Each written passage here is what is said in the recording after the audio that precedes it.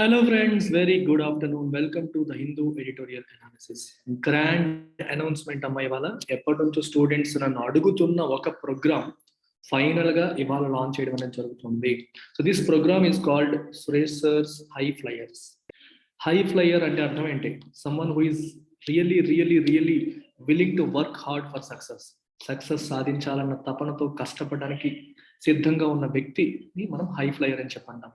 So it is a new group which I'm going to form, wherein I will personally involve myself. నేను పర్సనల్గా guide చేస్తాను, mentor చేస్తాను, స్టూడెంట్తో one మాట్లాడతాను. నా phone numbers మీ దగ్గర ఉంటాయి, వాట్సాప్లో నేను అవైలబుల్గా ఉంటాను, ఫోన్ కాల్లో అవైలబుల్గా ఉంటాను, మనం మాట్లాడతాం. రైట్. సో ఈ మాట చెప్పినప్పుడే మీకు అనిపిస్తుంది ఇలా ఎంతమందితో సర్చ్ చేయగలుగుతారు? Yes, obviously I cannot do it with every one. వందల కొద్ది స్టూడెంట్స్ వచ్చినప్పుడు నేను ఆ పని చేయలేను. సో కేవలం పదుల సంఖ్యలో స్టూడెంట్స్తో మాత్రమే వన్ మెంటర్షిప్ అనేది చేయగలుగుతాం. అందుకని so we have to put some eligibility criteria. ఈ హై ఫ్లయర్ క్లబ్లోకి ఎవరైనా రావాలి అంటే రైట్, రెండు మార్గాలు ఉన్నాయి. మొదటి మార్గం, మీరు ఇంతకుముందు ఎప్పుడైనా సరే యూపీఎస్సీ ప్రిలిమ్స్ ఒకసారైనా క్లియర్ చేసి ఉంటే డైరెక్ట్ ఎంట్రీ మీకు వస్తుంది. Of course you have to make payment, fees pay చేయాలి. అండ్ మీకు prelims test series, mains test series వస్తుంది. నేను గైడ్ చేస్తాను, షెడ్యూల్ ఇస్తాను, మీ పర్ఫార్మెన్స్ని ఈ టెస్ట్లో మీరు ఎలా పర్ఫామ్ చేస్తున్నారో ఎవాల్యుయేట్ చేస్తాను అండ్ మానిటర్ చేయడం జరుగుతుంది. గైడ్ చేయడం, వన్ గైడెన్స్ అనేది మీకు లభిస్తుంది. అయితే ఒక్కసారైనా ప్రిలిమ్స్ క్లియర్ చేసి ఉన్న వాళ్ళకి ఎలిజిబిలిటీ ఉంటుంది. Right, this is not for beginners. ఈ ప్రోగ్రామ్ అనేది బిగినర్స్కి కాదు, ఇప్పుడిప్పుడే కోచింగ్ తీసుకుంటున్న వారు, ఇప్పుడిప్పుడే ప్రిపరేషన్ స్టార్ట్ చేసే వాళ్ళ కోసం కాదు. ఒకసారి సిలబస్ కంప్లీట్ చేసిన వాళ్ళకి ఎక్కువగా హెల్ప్ అవుతుంది. సో ఆల్రెడీ ప్రిలిమ్స్ క్లియర్ చేసి ఉంటే మంచిదే. ఒకవేళ మీరు ప్రిలిమ్స్ క్లియర్ చేసి ఉండకపోతే మన ఎల్టెక్స్ క్లాసెస్లో యూపీఎస్సీ డెమో అని చెప్పి ఫ్రీ కోర్స్ ఉంటుంది. ఆ ఫ్రీ కోర్స్లోకి మీరు ఎన్రోల్ అవ్వండి. అందులో we will conduct open marks. ప్రస్తుతానికి కండక్ట్ చేయట్లేదు, కానీ ఇకపై చేస్తాం. Open marks, national marks conduct చేయడం జరుగుతుంది. దాంట్లో మీ పర్ఫార్మెన్స్ని చూస్తాను. ఎవరైతే ఆల్రెడీ ఎనఫ్ ప్రిపరేషన్తో ఉన్నారో, ఎవరైతే చివరి వరకు గైడెన్స్ కోరుకుంటున్నారో, for them this programme will be given. So further doubts ఏమైనా ఉంటే ఈ నెంబర్ కాల్ చేయండి. మేడంని అడిగి నా నెంబర్ తీసుకోండి, మేడంని అడిగి నా ఫోన్ నెంబర్ తీసుకోండి, నేను మీతో మాట్లాడతాను. నేను మాట్లాడకుండా ఈ ప్రోగ్రాంలోకి ఎవరిని ఎన్రోల్ చేసుకోం. తక్కువ మంది స్టూడెంట్స్ ఉంటారు. పర్సనల్ గైడెన్స్ కావాలి, ఎల్టెక్స్ క్లాసెస్ అండ్ సురేష్ నా గైడెన్స్లో మీరు పికప్ చేసుకుంటాను అనుకుంటే this is the best opportunity. First ఈ నెంబర్కి కాల్ చేసి నాతో టచ్లోకి రండి, మన ఇద్దరం మాట్లాడదాం. మాట్లాడిన తర్వాత we will figure out whether to move ahead or not. Got it? This is all about this beautiful programme. ఎప్పటి వరకు వ్యాలిడిటీ? మీకు జాబ్ వచ్చేంత వరకు మీతో పాటు నేను కష్టపడతాను, మిమ్మల్ని గైడ్ చేస్తాను, మోటివేట్ చేస్తాను, మానిటర్ చేస్తాను. ఇవన్నీ నేను చేస్తాను కాబట్టి దానికి తగ్గట్టుగా ఎఫర్ట్ పెట్టగలిగే స్టూడెంట్స్ మాత్రమే కావాలి. రైట్. నెక్స్ట్ థింగ్ వచ్చేసి మన UPSC infinity online programme. Month end అవుతుంది, 2021 ఇయర్ కూడా ఎండ్ అవబోతుంది. అందుకని మీకు ఒక బంపర్ బొనాంజా లాంటి ఆఫర్ వచ్చింది. ఇప్పుడు మీరు యూపీఎస్సీ ఇన్ఫినిటీ ప్రోగ్రామ్ని 40,000 రూపాయలకే జాయిన్ అయ్యే గోల్డెన్ ఆపర్చునిటీ వచ్చింది. అయితే రికార్డెడ్లో, అందులో మీకు లైవ్ ఇంటరాక్షన్ అనేది ఉండదు. లైవ్ అండ్ రికార్డెడ్ ఉన్న వాళ్ళకి ఏవైతే వస్తాయో అన్నీ మీకు కూడా వస్తాయి, అన్నీ మీకు వస్తాయి. కాకపోతే you will not have live interaction, ఎందుకంటే లైవ్ క్లాసెస్లో మీరు అటెండ్ కాలేదు. ఓన్లీ రికార్డెడ్ తీసుకుంటే కేవలం 40,000కే you will have UPSC infinity online. దీంట్లో మీకు ప్రిలిమ్స్, మెయిన్స్ వస్తాయి, prelims test series, mains test series ఇంకా లాంచ్ చేయబోతున్నాం, ఇది కూడా మీకు వస్తుంది. యూ విల్ గెట్ ఎవ్రీథింగ్, అన్నీ కూడా వచ్చేస్తాయి. సో 40,000తోనే మీరు జాయిన్ అవ్వచ్చు. Again there is no EMI option on this. క్లియర్గా మెన్షన్ చేశాను, 40,000 పైన ఈఎంఐ లేదు, అలాగే 50 పైన కూడా ఈఎంఐ లేదు. లైవ్ ప్లస్ రికార్డెడ్ కదా ఇది. లైవ్ ప్లస్ రికార్డెడ్ అయితే 50, రికార్డెడ్ అయితే 40. You have to make up front one time payment. EMI కావాలి అంటే మేడంతో మాట్లాడండి, ఎక్స్ట్రా ఫీజ్ పే చేయాల్సి ఉంటుంది. And this is valid till 15th December, comes with lifetime validity. So use this opportunity. 40,000కే UPSC ఇన్ఫినిటీకి complete access పొందే అవకాశం మీకు వస్తుంది. మీరు ఒకసారి చూడండి, ఓన్లీ ఎన్సీఆర్టీ ఫౌండేషన్ తీసుకుంటేనే 15,000 తీసుకుంటాం. ఒక్క ఎన్సీఆర్టీ ఫౌండేషన్కి 15, ఈ 40లో ఇది ఫ్రీ ఎన్సీఆర్టీ కూడా వచ్చేస్తుంది. గ్రూప్ 1 వస్తుంది, గ్రూప్ 2 వస్తుంది, you get everything. Then optional infinity. So UPSC optional గురించి కూడా మనం మాట్లాడుకుంటే కేవలం 20,000తో మీ ప్రిపరేషన్ స్టార్ట్ చేయొచ్చు. అప్ ఫ్రంట్ మోడ్లో మీరు పే చేస్తే కేవలం 20,000కి మీరు జాయిన్ అయ్యే ఛాన్స్ ఉంది. మనకి 5 ఆప్షన్స్ మీకు ఇక్కడ కనిపిస్తాయి. అండ్ తెలుగు లిటరేచర్కి అయితే సేమ్ 20,000కి I will give you live and record. చూడండి ఇక్కడేమో 25,000కి లైవ్ అండ్ రికార్డెడ్ ఇస్తాము, కానీ ఒక్క తెలుగు లిటరేచర్కి మాత్రం 20,000కే లైవ్ అండ్ రికార్డెడ్ కూడా ఇవ్వడం అనేది జరుగుతుంది. Again this is valid till 15th December. So let's begin today's editorial. So ఈ ఎడిటోరియల్ చదివిన తర్వాత విన్న తర్వాత there is one question on this. ఈ క్వశ్చన్ ఒకసారి స్క్రీన్ షాట్ తీసుకోండి. మొబైల్లో మీరు చూస్తున్నట్టయితే take a screenshot. Editorial మొత్తం విన్న తర్వాత ఈ ఎడిటోరియల్ యూపీఎస్సీ సిలబస్లో దేనికి సంబంధించింది, దీనిపైన ఒక క్వశ్చన్, మెయిన్స్ క్వశ్చన్ రాయాలంటే ఎలాంటి క్వశ్చన్ రావచ్చు, try to practice it. Practice చేయడానికి ట్రై చేయండి. So let's look at today's editorial. The title of which says robust partnership, friendship. ఎవరితో?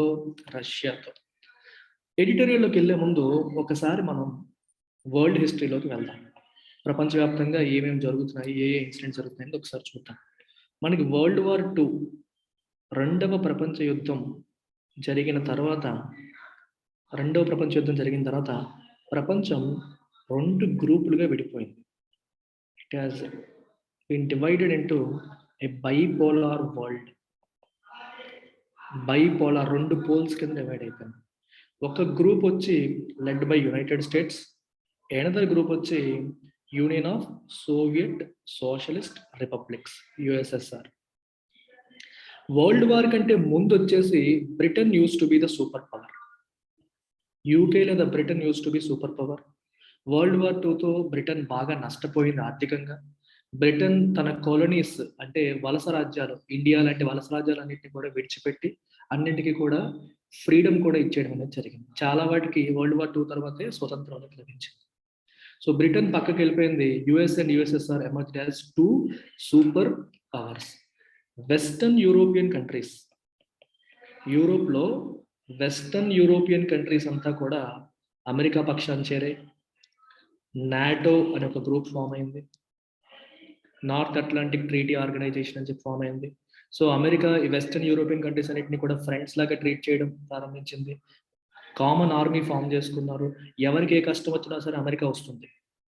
రైట్, నాటోలో ఎవరైతే ఉంటారో వాళ్ళు ఎవరికి ఏ కష్టం వచ్చినా సరే అమెరికా వాళ్ళని రక్షించడానికి వస్తుంది అన్నట్టుగా అమెరికా ఒక గ్రూప్ ఫామ్ చేయడం జరిగింది. అలాగే యుఎస్ఎస్ఆర్ కూడా ఈస్టర్న్ యూరోపియన్ కంట్రీస్, అల్బేనియా ఇలాంటి countries, Romania, Albania, eastern European countries అన్ని కూడా రష్యా పక్షాన, యుఎస్ఎస్ఆర్ పక్షాన చేరాయి. యుఎస్ఎస్ఆర్ పక్షాన చేరడం అనేది జరిగింది. సో ఈ కంట్రీస్కి రష్యా అండగా నిలబడింది. వెస్టర్న్ యూరోపియన్ కంట్రీస్కి అమెరికా అండగా నిలబడింది. సో ఇలా ప్రపంచం 2 ముక్కలుగా విడిపోవడం అండ్ రెండింటి మధ్యలో కూడా, ఈ 2 గ్రూపుల మధ్యలో కూడా ఒక రకమైన ప్రచ్ఛన్న యుద్ధం లేదా తెలుగులో కోల్డ్ వార్ అంటాం. సో కోల్డ్ వార్ పీరియడ్ అనేది మనకి 1950s నుంచి 1990s వరకు కూడా కొనసాగింది. కోల్డ్ వార్లో ఏం జరిగిందంటే వార్ జరగలేదు. ఒకళ్ళంటే ఒకళ్ళకి మ్యూచువల్ డిస్ట్రస్ట్, ఒకళ్ళంటే ఒకరికి నమ్మకం లేకపోవడం, ఆ గ్రూప్ని ఈ గ్రూప్ నమ్మకపోవడం, ఒకరినొకరు శత్రువులుగా భావించడం లాంటి ఒక ఫీలింగ్స్తో 2 గ్రూప్స్ విడిపోవడం అనేది జరిగింది. అయితే World War IIకి ముందు Britain used to have lot of colonies. Colonies అంటే వలస రాజ్యాలు. ఇండియా, ఇండోనేషియా, ఈజిప్ట్ లాంటి ఎన్నో వలస రాజ్యాలు ఉన్నాయి. ఈ వలస రాజ్యాలు అన్నిటికీ కూడా తర్వాత స్వతంత్రం వచ్చింది. స్వతంత్రం వచ్చినప్పటికి కూడా ఆల్ దీస్ కంట్రీస్ పోవర్టీతో, ఎందుకంటే బ్రిటన్ విపరీతంగా ఎక్స్ప్లాయిట్ చేసింది, అన్ఎంప్లాయ్మెంట్తో, ల్యాక్ ఆఫ్ ప్రాస్పరిటీతో సఫర్ అయ్యాయి. All British colonies they all suffered because of the exploitation of Britain. ఇలాంటి కంట్రీస్ అన్నీ కూడా ఉన్నాయి. ఈ కంట్రీస్ అనేవి యుఎస్ వైపు వెళ్ళలేదు, యుఎస్ఎస్ఆర్ వైపు వెళ్ళలేదు. 2 వైపులా వెళ్లకుండా మధ్యలో ఉండిపోయాయి. ఇలాంటి countries they followed a concept called non alignment moment.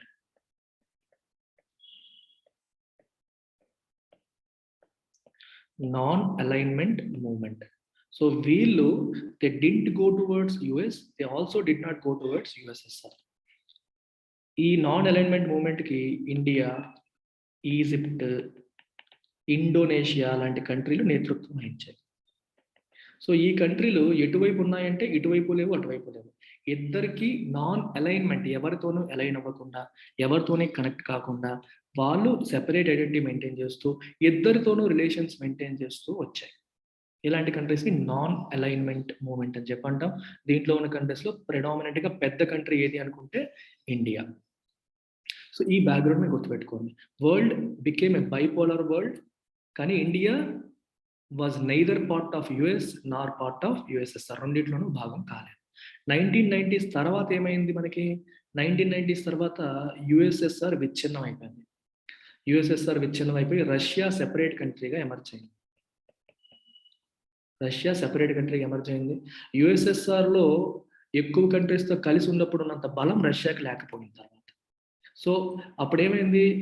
And US became ultimate super power. సరైన కాంపిటీషన్ కూడా లేని పరిస్థితిలో అమెరికా సూపర్ పవర్ అయిపోయింది. ప్రపంచానికి బిగ్ బ్రదర్, పెద్దన్న రూల్ ఫాలో అవ్వడం మొదలుపెట్టి, బిగ్ బ్రదర్ ఏం చేయాలి? Yes, you will have a dominant position, at the same time ఎవరికి కష్టం వచ్చినా నిలబడాలి కూడా. అందుకని ఇంటర్నేషనల్ ఆర్గనైజేషన్స్ అన్నిటికీ కూడా ఫండింగ్ ఇవ్వాలన్నా, ఎవరికైనా హెల్ప్, యునైటెడ్ నేషన్స్కి ఫండింగ్ ఇవ్వాలన్నా, వరల్డ్ హెల్త్ ఆర్గనైజేషన్కి ఫండింగ్ ఇవ్వాలన్నా, ఎనీ మల్టీలాటరల్ ఆర్గనైజేషన్కి ఎక్కువగా ఫండ్స్తో కాంట్రిబ్యూట్ చేయాలంటే ఎక్కువగా చేసేది ఎవరు? United states of America. అది చేసినందుకు తనకు వచ్చిన గౌరవం సూపర్ పవర్, బిగ్ బ్రదర్ ఇలా వచ్చింది. 2000 సంవత్సరానికి వచ్చేసరికి 1990s అంతా కూడా అమెరికా సూపర్ పవర్గా ఉండేది. 2000s వచ్చిన తర్వాత మెల్లమెల్లగా చైనా స్టార్టెడ్ ఎమర్జింగ్.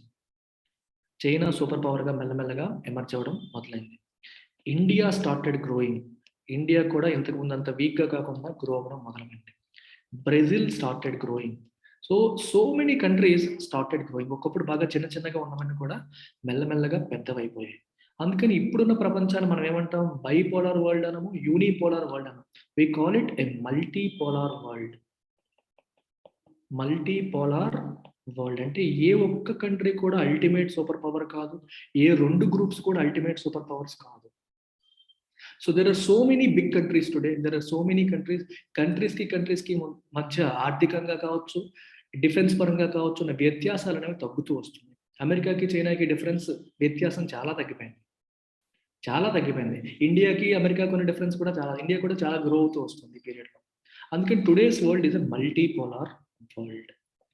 ఈ మల్టీపోలార్ వరల్డ్లో ఇండియా ఎటువంటి రిలేషన్స్ మెయింటైన్ చేయాలి? China has become a super power, America is already A super power, Russia remains A super power. ఎప్పటి నుంచో రష్యా ఉంది, రష్యా కూడా ఒక మంచి పవర్ఫుల్ కంట్రీ. వీటితో రిలేషన్స్ అనేవి ఎలా మెయింటైన్ చేయాలి, ఎవరితో ఎలా ఉండాలి అనే అంశాలు మనకి ఇంటర్నేషనల్ రిలేషన్స్లో చాలా ప్రామినెంట్గా వస్తాయి.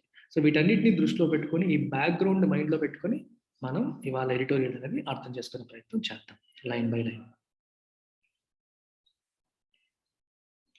రోబస్ట్ ఫ్రెండ్షిప్ అని చెప్పి స్టార్ట్ చేశారు. రోబస్ట్ అంటే స్ట్రాంగ్. ఎవరితో? రష్యాతో మనకున్న ఫ్రెండ్షిప్ మొదటి నుంచి కూడా చాలా స్ట్రాంగ్గా, బలంగా ఉంది. India and Russia have to navigate a complex geopolitical landscape while deepening ties అంటే సంబంధాలు. ఇద్దరి మధ్యలో ఉన్న సంబంధాన్ని డీపెన్ చేస్తూ, అంటే రిలేషన్స్ ఇంకా బలపరుచుకుంటూ ఇండియా ఒక కాంప్లెక్స్ జియో పొలిటికల్ ల్యాండ్స్కేప్ని రెండు దేశాలు కూడా నావిగేట్ చేయాలి. ల్యాండ్స్కేప్ అంటే ఓవరాల్ ఒక ఏరియా అని తీసుకోండి. జియో పొలిటికల్ అనే పదానికి మీనింగ్ ఏంటి? Political activities keeping geological or geographical boundaries in mind. అంటే ఒక దేశానికి మధ్యలో ఉన్న పొలిటికల్ అఫైర్స్ అని మీరు తీసుకోవచ్చు. అంటే ప్రపంచవ్యాప్తంగా ఉన్న దేశాల మధ్యలో ప్రస్తుతం ఉన్న కాంప్లెక్స్ వెబ్ ఆఫ్ రిలేషన్స్ని మనం దృష్టిలో పెట్టుకొని ఇండియా మరియు రష్యా అడుగులు వేయాలి.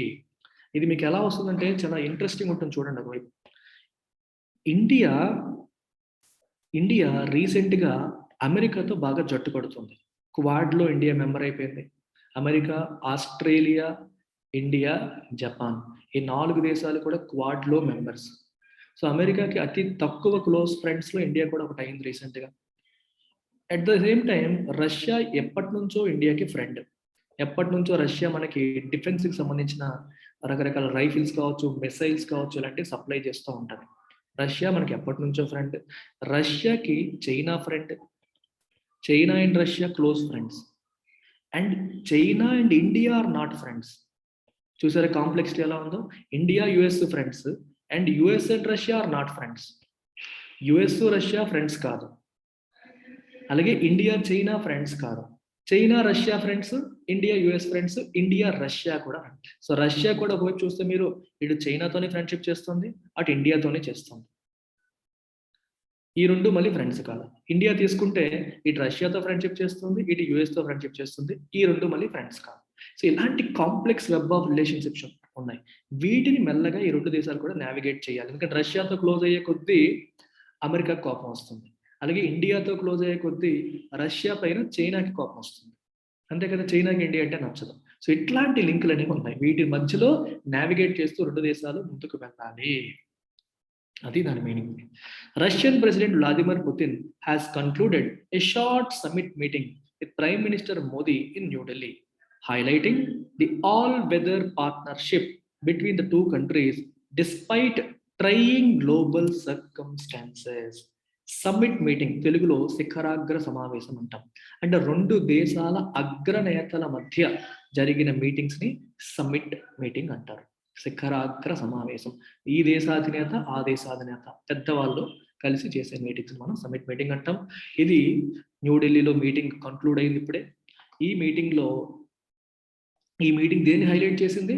All weather partnership. అంటే అన్ని సందర్భాల్లో అన్ని పరిస్థితుల్లో ఆల్ వెదర్ ఫ్రెండ్స్ అంటారు. అంటే ఒక టైంలో ఫ్రెండ్ అయ్యి ఇంకో టైంలో రోజులు బాగున్నప్పుడు ఒకలా ఉండి రోజులు బాగాలేనప్పుడు ఇంకోలా ఉంటే అది ఆల్ వెదర్ ఫ్రెండ్షిప్ కాదు. Whenever we say this word all weather, always, అన్ని సందర్భాల్లో ఆల్ టైప్స్ ఆఫ్ కండిషన్స్ లో కూడా ఒకరితో ఒకరు పార్ట్నర్స్ గా ఉంటున్నాం మనం అనే విషయాన్ని హైలైట్ చేసింది. Despite trying global circumstances. Trying అంటే ప్రయత్నిస్తున్నా అని కాదు. ట్రయింగ్ అంటే మీనింగ్ ఏంటి? Trying situation, difficult situation. We are facing trial. ఈ ట్రయల్ అనే పదం ఎంత బ్యూటిఫుల్ వర్డ్ చూడండి. ట్రయల్ అన్నాం అనుకోండి, ట్రై చేయడం, ప్రయత్నించడం అని ఒక మీనింగ్ వస్తుంది.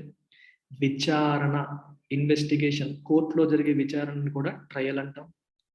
అలాగే ట్రయల్ అంటే difficult times. We are facing difficult times అని కూడా అంటాం. We are facing trials and tribulations అంటారు. అంటే డిఫికల్ట్ టైమ్స్ లో ఉన్నాము అనే మీనింగ్ కూడా వస్తుంది. ట్రయింగ్ సర్కమ్స్టాన్సెస్ అంటే డిఫికల్ట్ సర్కమ్స్టాన్సెస్. ట్రయింగ్ అంటే మీనింగ్ అంటే కూడా డిఫికల్ట్ సర్కమ్స్టాన్సెస్ అనే మీనింగ్ కూడా మీకు వస్తుంది. ఒక్క పదానికి ఎన్ని మీనింగ్స్ ఉన్నాయో చూడండి. ఆ సిచ్యువేషన్ బట్టి టెస్టింగ్ కండిషన్స్ అంటారు. Conditions are not easy. జీవితం మమ్మల్ని పరీక్షిస్తుంది. టెస్టింగ్ కండిషన్స్, డిఫికల్ట్ టైమ్స్, అలాంటి మీనింగ్ లో మనం చూడొచ్చు. Not only does the president's visit come as the world faces the grim prospect of Omicron variant of COVID-19 pandemic, but it also follows years of growing proximity between New Delhi and Washington, a potential irritant to Moscow. చూడండి, not only does the president's visit come as the world faces the grim prospect of the Omicron variant of COVID-19 pandemic, ఈ meeting, ఈ visit అనేది ఎలాంటి టైంలో వచ్చింది? ప్రపంచం grim prospect. Grim అంటే not so hopeful, అంత పాజిటివ్ కాదు, నెగిటివ్ ప్రాస్పెక్ట్, అవకాశం. ఏంటది? ఒమిక్రాన్ వేరియంట్ అనేది కొత్తగా వచ్చేసింది, అది ప్రపంచవ్యాప్తంగా వ్యాప్తి చెందుతుంది అనే ఈ బాధాకరమైన, ఈ డిఫికల్ట్ టైమ్స్ లో ఈ పర్టికులర్ విజిట్ అనేది వచ్చింది. అది ఒకటేనా? కాకుండా ఇంకా ఏంటి? It also follows years of growing proximity between New Delhi and Washington. న్యూఢిల్లీకి వాషింగ్టన్ కి మధ్యలో, అంటే అమెరికాకి ఇండియాకి మధ్యలో రీసెంట్ గా ప్రాక్సిమిటీ అంటే క్లోజ్నెస్ అనేది పెరుగుతుంది. న్యూఢిల్లీ అనేది, సో వాషింగ్టన్ అనేది it is a potential irritate to Moscow. మాస్కోని ఇరిటేట్ చేసే కంట్రీ. రష్యాకి అమెరికా అంటే నచ్చదు. అమెరికా అంటే నచ్చదు. అమెరికాతో ఇండియా రిలేషన్ రీసెంట్ గా బాగా ఇంకా దగ్గర అవుతుంది. అలాంటి సమయంలో ఈ విజిట్ అనేది జరిగింది. Simultaneously, the China factor has been steadily pulling the India-Russia bilateral tango in all the wrong directions. ఇంకోవైపు ఏమో చైనా ఫ్యాక్టర్ ఉంది. ఎందుకంటే చైనా రష్యాకి క్లోజ్, చైనా ఏమో రష్యాకి క్లోజ్, అండ్ చైనాకి ఇండియాకి మధ్యలో డిస్టెన్స్ ఏమో రీసెంట్ గా పెరిగిపోతుంది. ఇండియాకి చైనాకి డిస్టెన్స్ ఏమో పెరిగిపోతుంది. ఇంకోవైపు Russia and China are close. So ఈ ఫ్యాక్టర్ కూడా, ఈ చైనా ఫ్యాక్టర్ కూడా మనం ఎటెల్లలో తెలియని పరిస్థితి. ఇక్కడ చూడండి, ఇది రష్యా, ఇందాక మీకు చూపించానుగా, రష్యా, ఇండియా, చైనా. చైనా ఏం చేస్తుంది? రష్యాని ఇండియా నుంచి దూరంగా లాగడానికి ప్రయత్నం చేస్తుంది. ఈ రెండు మధ్య రిలేషన్ని చైనా దూరం లాగేయడానికి ట్రై చేస్తూ ఉంటుంది.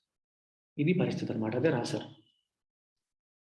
While Russia relies on cordial ties with China to stabilize its interests in an unstable Afghanistan post-USS exit, New Delhi and Beijing have scarcely seen eye to eye on border tensions and geopolitical rivalry across the Asia region.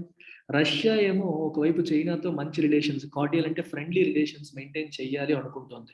ఎందుకంటే చైనాతో మంచి relations maintain చేయడం ద్వారా ఆఫ్ఘనిస్తాన్ ఆ area west Asia ఆ particular ఏరియాని కంట్రోల్లో చేయాలి అంటే, ఎందుకంటే ఇంతకుముందు అదంతా కూడా యుఎస్ కంట్రోల్లో ఉండేది. అమెరికా అక్కడ తిష్ట వేసుకొని కూర్చుంది. సో అక్కడి అంశాల పైన, ఎందుకంటే ఆఫ్ఘనిస్తాన్ నైబర్స్ ఏవైతే ఉన్నారో వాళ్ళందరూ రష్యాకి దగ్గర కంట్రీస్ అన్ని కూడా. సో అందుకని అక్కడ తన ఇన్ఫ్లుయెన్స్ అనేది ఉండాలంటే చైనా ద్వారా మెయింటైన్ చేయొచ్చు అనేది రష్యా యొక్క ఉద్దేశం ఒక పక్క. ఇంకోవైపు చూస్తే ఇండియాకి చైనాకి మధ్యలో కనీసం ఒకళ్ళ మొహాలు ఒకళ్ళు చూసుకునే పరిస్థితులు కూడా లేవు, ఐ టు ఐ చూసుకునే పరిస్థితులు కూడా లేవు. ఎందుకంటే బార్డర్ టెన్షన్స్ వల్ల స్కేర్స్లీ అంటే హార్డ్లీ ఒకళ్ళ మొహాలు కూడా ఒకళ్ళు చూసుకోవట్లేదు, ఒకళ్ళ కళ్ళలో కూడా కళ్ళు చూసుకునే పరిస్థితి కూడా లేదు. ఓకే, ఎందువల్ల? Because of border tensions and geo political rivalry వల్ల అలాంటి పరిస్థితులు మనకుంది. నాట్ విత్ స్టాండింగ్ అంటే despite, in spite of these reasons for possible strategic డిసోనెన్స్ అంటే అర్థం ఏంటి? కాన్సనెన్స్, డిసోనెన్స్, రెజోనెన్స్ అంటాం చూడండి. డిసోనెన్స్ అంటే ఇద్దరి మధ్య సరైన రిలేషన్స్ లేని పరిస్థితుల్లో, అంటే despite these reasons for possible strategic డిసోనెన్స్. చూడండి ఇక్కడ మీకు కింద కదే చెప్తున్నాను, ఇది రష్యా, ఇది ఇండియా. చైనా ఏమో రష్యాని లాగడానికి ట్రై చేస్తుంది, ఇండియా ఏమో యుఎస్ తో క్లోజ్ గా ఉంటుంది. ఇండియా యుఎస్ తో క్లోజ్ గా ఉంటే రష్యాకి నచ్చదు, రష్యా చైనాతో క్లోజ్ గా ఉంటే ఇండియాకి నచ్చదు. సో ఇలాంటి మనం చూసినప్పుడు ఏమవుతుంది? ఇద్దరి మధ్యలో రిలేషన్స్ డిసోనెన్స్ ఉంటుంది, ఇద్దరి మధ్యలో సరైన ఫ్రీక్వెన్సీ సెట్ కాదు అని మనకు అనిపిస్తుంది. ఇన్ని రీజన్స్ ఉన్నప్పటికీ కూడా India and Russia reaffirmed the strength of their abiding deep multi-decade ties, building further confidence in each other through substantive defense agreements. ఇలాంటి కాంప్లెక్స్ జియోపొలిటికల్ ల్యాండ్స్కేప్ లో కూడా ఇండియా మరియు రష్యా ఏం చేశాయి? రీఅఫర్మ్ ద స్ట్రెంగ్త్, రెండు దేశాల మధ్యలో కొన్ని దశాబ్దాలుగా ఉన్న డీప్ అబైడింగ్ అంటే ఎండ్యూరింగ్, కొన్ని దశాబ్దాలుగా కంటిన్యూ అవుతున్న ఈ సంబంధాలు ఏవైతే ఉన్నాయో ఆ స్ట్రెంగ్త్ ని రీఅఫర్మ్ చేసి మళ్ళీ ఇంకోసారి స్ట్రాంగ్ గా చూపించాయి. Building further confidence in each other, ఒకళ్ళ పట్ల ఇంకొకరికి ఇంకా కాన్ఫిడెన్స్ బిల్డ్ అయ్యేలాగా. ఏ రకంగా? త్రూ సబ్స్టాంటివ్ డిఫెన్స్, రెండు దేశాలు డిఫెన్స్ అగ్రిమెంట్స్ చేసుకోవడం ద్వారా. ఎప్పటి నుంచో ఇండియాకి డిఫెన్స్ ఎక్విప్మెంట్ మనకి రష్యా ఎక్కువగా ప్రొవైడ్ చేస్తూ ఉంటుంది. ఆ అగ్రిమెంట్ సబ్స్టాంటివ్ అంటే ఇంపార్టెంట్ డిఫెన్స్ అగ్రిమెంట్స్ చేసుకోవడం ద్వారా రిలేషన్ అనేది ఇంకా బిల్డ్ అయింది, ఒకళ్ళ పట్ల ఒకరి కాన్ఫిడెన్స్ బూస్ట్ అయింది. Moscow has agreed on a 10-year military technical plan that includes technology transfer to India. ఇండియాకి టెక్నాలజీ ట్రాన్స్ఫర్ చేయడానికి కూడా రష్యా ఒప్పుకుంది. 10 సంవత్సరాల మిలిటరీ టెక్నికల్ ప్లాన్ యాక్సెప్ట్ చేసింది. సో ఎందుకంటే మనతో కంపేర్ చేస్తే వాళ్ళు డిఫెన్స్ పరంగా ముందుంటారు, డిఫెన్స్ రైఫిల్స్ కావచ్చు, ఆర్మీ సన్నద్ధత కావచ్చు, ఇలాంటి అంశాల్లో మనకంటే ముందుంటారు. సో వాటికి సంబంధించిన అంశాలు ఇండియాకి ట్రాన్స్ఫర్ చేయడానికి కూడా మాస్కో ఒప్పుకుంది. And trade received a fillip through an agreement for India to produce more than 6 lakh Kalashnikov assault rifles. ఈ 6 లక్షల అసాల్ట్ రైఫిల్స్ ప్రొడ్యూస్ చేయడానికి కూడా ట్రేడ్ అగ్రిమెంట్ అనేది జరిగింది. ఫిలిప్ అంటే బూస్ట్, ట్రేడ్ అంటే బిజినెస్, మల్టీలేటరల్ ట్రేడ్, అది కూడా ఒక బూస్ట్ అందుకుంది. ఎందుకంటే 6 లక్షల రైఫిల్స్ తయారు చేయడానికి, ప్రొడ్యూస్ చేయడానికి అగ్రిమెంట్ కూడా కుదిరింది. For India's part, despite resistance from Washington through it's countering America's adversaries through Sanctions Act, New Delhi will proceed with purchasing the S-400 missile defense system from Moscow. America ఏం చేసిందంటే CAATSA అని ఒక చట్టాన్ని చేసింది, countering America's adversaries through sanctions. America రష్యాని adversary, శత్రువుగా పరిగణించింది. ఎవరైతే రష్యా దగ్గర మిలిటరీ ఎక్విప్మెంట్ కొనుక్కుంటారో కంట్రీస్ లైక్ ఇండియా ఎవరైతే ఉంటారో వాళ్ళకు కూడా ఈ చట్టం అనేది వర్తిస్తుంది. అంటే ఏ రకంగా మేము శత్రువులుగా ఎవరినైతే భావిస్తున్నామో వాళ్ళతో మీరు డిఫెన్స్ డీల్స్ చేసుకుంటే మీ పైన శాంక్షన్స్ విధిస్తాము. శాంక్షన్స్ అంటే అర్థం ఏంటి? ఇంటర్నేషనల్ రిలేషన్స్ లో ఈ పదం చాలా చాలా ఇంపార్టెంట్. Concession, sanction. వినండి జాగ్రత్తగా. Sanctions, concessions. ఒక కంట్రీ వినాలి, ఒక కంట్రీ ఒక అగ్రిమెంట్ ని ఫాలో అవుతున్నందుకు, చెప్పిన మాట వింటున్నందుకు, పద్ధతిగా నడుచుకున్నందుకు తనకి మనం ఏమైనా బెనిఫిట్స్ ఇచ్చామనుకోండి, చెప్పిన మాట వింటున్నందుకు బెనిఫిట్స్ ఇచ్చామనుకోండి, those benefits are called concessions. Concessions అంటే ఒక గ్రాంట్ రూపంలో డబ్బులు రావచ్చు, లేకపోతే ట్రేడ్ పైన బ్యారియర్స్, ఇంపోర్ట్ డ్యూటీ కానీ ఎక్స్పోర్ట్ డ్యూటీ కానీ లేకుండా చేయొచ్చు, ఏదో రకంగా వాళ్ళకి బెనిఫిట్స్ ఇవ్వడానికి ప్రయత్నం చేయొచ్చు. వాటిని కన్సెషన్స్ అంటాం. అలా కాకుండా మనం కోరుకున్నట్టుగా ఒక కంట్రీ నడుచుకోకపోతే, అంటే జనరల్గా చిన్న కంట్రీస్ పెద్ద కంట్రీస్ ఏం చేయలేవు, పెద్ద కంట్రీస్ చిన్న కంట్రీస్ చేయగలుగుతాయి. అమెరికా తను కోరుకున్నట్టుగా వేరే కంట్రీ నడవట్లేదు అనుకుంటే అమెరికా నుండి ఆ కంట్రీకి అందుతున్న కొన్ని బెనిఫిట్స్ ని కట్ చేసే ప్రయత్నం చేస్తారు. వాటిని మనం శాంక్షన్స్ అంటాం. అంటే ఇండియా నుంచి వచ్చే ఐటమ్స్ పైన టారిఫ్ వేసేయడం కావచ్చు, ఇండియాకి ఏదైనా గ్రాంట్స్ బెనిఫిట్స్ ఏమైనా ఇస్తే వాటిని ఆపేయడం కావచ్చు. ఇలాంటి వాటిని మనం శాంక్షన్స్ అంటాం. మా శత్రు దేశాలతో సంబంధం పెట్టుకుంటే మేము శాంక్షన్స్ విధిస్తామని చెప్పి ఒక చట్టం చేశారు వాళ్ళు. ఇప్పుడు ఇండియా అమెరికా నుంచి, రష్యా నుంచి S-400 మిసైల్స్ కొనుక్కుంటారని ఆల్రెడీ అగ్రిమెంట్ చేసుకుంది. ఒకవేళ నిజంగానే కొనుక్కుని డబ్బులు పే చేసి మన దేశానికి తెచ్చుకుంటే ఇండియా పైన శాంక్షన్స్ విధించే అవకాశం ఉంది. ఎవరు విధించవచ్చు? అమెరికా. మరి విధించకుండా ఆపాలంటే ఏం చేయాలి? ఓన్లీ ప్రెసిడెంట్ జో బైడెన్కి అవకాశం అనేది ఉంటుంది. ఆయన ఒకవేళ ఎక్సెప్షన్ ఇవ్వాలంటే ఇవ్వచ్చు, ఇవ్వాలా వద్దని ఆయన ఇష్టం. ఆ రిస్క్ ఉన్నప్పటికీ కూడా రష్యాతో ఉన్న డిఫెన్స్ డీల్ ని ఆపదలుచుకోలేదు, కంటిన్యూ చేద్దామని ఇండియా నిర్ణయించుకుంది. The challenges facing Mr. Modi and Mr. Putin in terms of maintaining this momentum in bilateral exchanges are multidimensional. అయితే ఇండియాకి రష్యాకి మధ్యలో ఉన్న ఈ రిలేషన్స్ ఏవైతే ఉన్నాయో ఇదే మొమెంటమ్ని ఇదే రకంగా మెయింటైన్ చేయడం అనేది ఈజీయా? కాదు. There are multiple challenges, multi dimensional challenges ఉన్నాయి. ఒక యాంగిల్లోనే కదా, మల్టిపుల్ యాంగిల్స్ లో మనకి ఛాలెంజెస్ అనేవి కనిపిస్తాయి. ఇక్కడ రాశారు ఏంటా ఛాలెంజెస్. ఫస్ట్ మొట్టమొదటి ఛాలెంజ్ ఏంటి అండ్ ద మోస్ట్ ఇమ్మినెంట్లీ అంటే ఇమీడియట్ గా రాబోతున్న ఛాలెంజ్ ఏంటంటే the pandemic has periodically crippled the growth of both economies and the threats to public health remain despite considerable progress with vaccinations. మొట్టమొదటి రిస్క్ ఏంటమ్మా? మొట్టమొదటి risk ఏంటంటే ఇమ్మినెంట్లీ అంటే ఇమీడియట్ గా రాబోతున్న, అబౌట్ టు హ్యాపెన్ అని అర్థం అనమాట. Pandemic has periodically crippled the growth of both economies. రెండు ఎకానమీస్ యొక్క గ్రోత్ ని పాండమిక్ ఏం చేసింది? క్రిపుల్ చేసింది. రెండు ఎకానమీస్ యొక్క గ్రోత్ ని ఏం చేసింది? పాండమిక్ క్రిపుల్, దెబ్బ తీసేసింది కదా. రెండోది పబ్లిక్ హెల్త్ కు ఉన్న థ్రెట్స్ అనేవి పోయాయా పూర్తిగా అంటే? పోలేదు, ఇంకా ఉన్నాయి. Despite considerable progress with vaccinations, in spite of considerable progress with vaccinations. అర్థమైందా? వ్యాక్సినేషన్స్ లో మనం ప్రోగ్రెస్ సాధించినప్పటికీ, ఆల్మోస్ట్ ఫుల్ పాపులేషన్ కి వ్యాక్సిన్స్ అందినప్పటికీ కూడా పూర్తిగా కొట్టిపారేయలేము, పాండమిక్ వల్ల రిస్క్ ఇంకా ఉంది. రెండవది, second thing, US Russia ties are showing signs of fraying at again. This time over US President Joe Biden's intention to warn Mr. Putin that Russia will face economy-zarring sanctions if it seeks to occupy Ukraine, a fear that has grown in the US as Russian troops massed near the Ukraine border. రెండో విషయం ఏంటంటే అమెరికాకి రష్యాకి ఉన్న సంబంధాలు ఇంకా దెబ్బతినే అవకాశం అనేది కనిపిస్తుంది. ఎందుకని? రష్యా ఇప్పుడు ఉక్రెయిన్ ని ఆక్యుపై చేయాలి అనుకుంటోంది. అని చెప్పి అమెరికా అనుకుంటుంది. ఉక్రెయిన్ బార్డర్ దగ్గర రష్యా యొక్క ట్రూప్స్ ని ఫుల్ గా మోహరించారు. ఎప్పుడైతే ఇలా మోహరించారో, ఉక్రెయిన్ వీళ్ళు ఆక్యుపై చేసే ప్రయత్నం చేస్తారో, మీరు ఒకవేళ అలా చేస్తే ఎకానమీ జారింగ్ అంటే ఎకానమీ మీ అమెరికన్ రష్యన్ ఎకానమీ కంప్లీట్ గా ఏమంటారు దెబ్బతినేలాగా, దాన్ని హాని చేసేలాంటి శాంక్షన్స్ మేము విధిస్తాము అని చెప్పి అమెరికా వార్నింగ్ ఇస్తుంది. మీకు డౌట్ వస్తుంది, సార్ అమెరికా ఎలా సార్ రష్యాకి వార్నింగ్ ఇస్తుందని మీరు అనుకుంటారు. అమెరికా రష్యా ఒకరితో ఒకరికి గొడవలు ఉన్నప్పటికీ they will have trade. Russia నుండి అమెరికా కొంటుంటుంది, అమెరికా నుంచి రష్యా కూడా కొంటూ ఉంటుంది. కానీ ఇన్ టర్మ్స్ ఆఫ్ ఎకానమీస్ ఏది పెద్దది? రష్యా అంటే అమెరికా పెద్దది. American economy is much bigger than Russian economy ఆర్థికంగా తీసుకుంటే. ఇప్పుడు అమెరికా ఏముంటుందంటే, మీరు ఒకవేళ ఇలాంటి కార్యక్రమాలకి మీరు పాల్పడితే మేము మీకు శాంక్షన్స్ విధిస్తాము, ఆంక్షలు విధిస్తాము, మీతో రిలేషన్స్ కట్ చేస్తాము, మీకు ఎకనామికల్గా మీకు ఎటువంటి ట్రేడ్ కట్ చేసుకుంటామని బెదిరిస్తుంది. ఆమె బెదిరించాలనుకుంటుంది అమెరికా. టు వార్న్ అన్నాడు, ఇక వార్న్ చేయలేదు, వార్న్ చేద్దాం అనుకుంటున్నారు అని చెప్పి రాశారు. India has so far held firm to its mantra of strategic autonomy in a multipolar world. చాలా ఇంపార్టెంట్ ఆస్పెక్ట్ ఇది.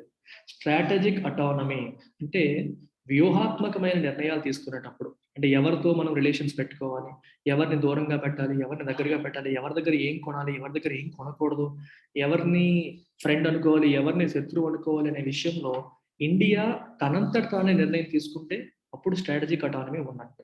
లేదా అమెరికా ఏం చేస్తే ఆ పని మనం చేసేసాము, లేదా రష్యా ఏం చేస్తే ఆ పని మనం చేసాం అనుకోండి, మనకి స్ట్రాటజిక్ అటానమీ అనేది లేనట్టు. కానీ ఇండియా మొదటి నుంచి స్ట్రాటజిక్ అటానమీని కాపాడుకుంటూ వచ్చింది.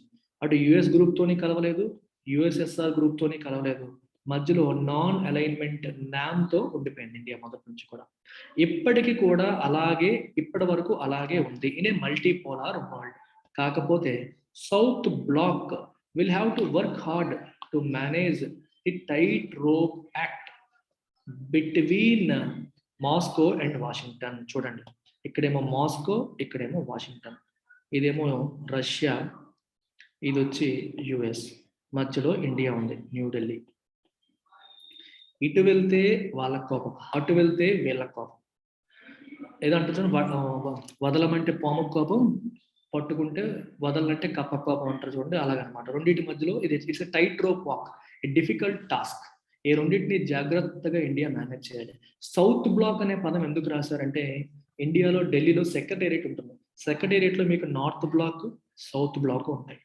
కొన్ని డిపార్ట్మెంట్స్ నార్త్ బ్లాక్స్లో ఉంటాయి. For example finance secretary, finance డిపార్ట్మెంట్కి సంబంధించిన వాళ్ళందరూ, డిపార్ట్మెంట్ ఆఫ్ ఫినాన్స్ సంబంధించిన వాళ్ళందరూ నార్త్ బ్లాక్లో ఉంటారు. ఇంటర్నేషనల్ రిలేషన్స్కి సంబంధించిన వాళ్ళు సౌత్ బ్లాక్లో ఉంటారు. అందుకే సౌత్ బ్లాక్ అనగానే అర్థం ఏంటి, మన ఫారిన్ అఫైర్స్ డీల్ చేసే వాళ్ళు అని అర్థం అనమాట. సో ఆ bloc will have to work hard to manage the tightrope act. ఈ రెండు దేశాల మధ్యలో ఈ టైట్ రోప్ యాక్ట్ మేనేజ్ చేయడానికి ఈ సౌత్ బ్లాక్ అనేది it will have to work hard.